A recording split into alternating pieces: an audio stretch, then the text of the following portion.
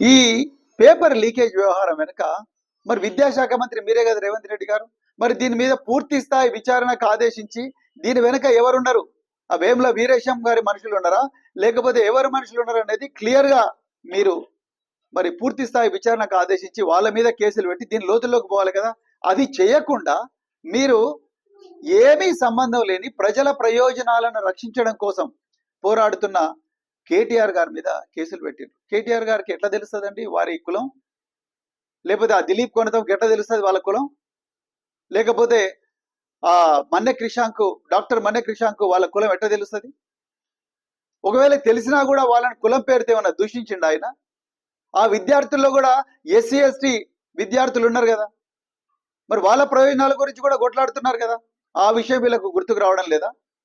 అంటే బ్లైండ్ గా వీళ్ళ మీద కేసు పెట్టండి, బ్లైండ్ గా వీళ్ళని జైలుకు పంపించాలి అన్న ఆలోచనతోనే ఈరోజు ఇక్కడ తెలంగాణలో పోలీసు రాజ్యం లేకపోతే రేవంత్ రెడ్డి రౌడీ రాజకీయమే నడుస్తుంది తప్ప ఇంకోటి కాదు అని చెప్పేసి నేను ఈ సందర్భంగా చెప్తున్నా.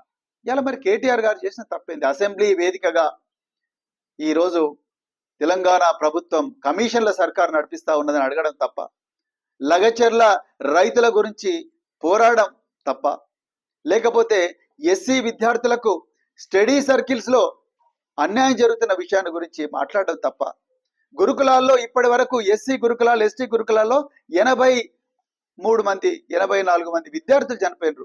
వాళ్ళ ప్రాణాలను కాపాడడం కోసం మాట్లాడడం తప్ప, కేసీఆర్ గారు ఎంతో గొప్పగా ఎంతో ముందు చూపుతో పెట్టిన గురుకులాలను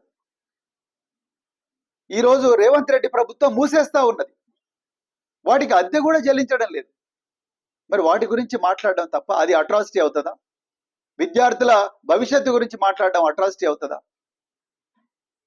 లేకపోతే ఈ గూడుపుటాని ఈ మాఫియా గ్యాంగ్ ఏదైతే పేపర్ లీక్ చేసిందో వాళ్లకు అక్కడ స్థానిక ఎమ్మెల్యే స్థానిక కాంగ్రెస్ నాయకులకు ఉన్న సంబంధాలను ప్రజలకు చెప్పడం ఏ విధంగా అట్రాసిటీ అవుతుంది? ఒక్కసారి తెలంగాణ ప్రజలు ఆలోచించాలి.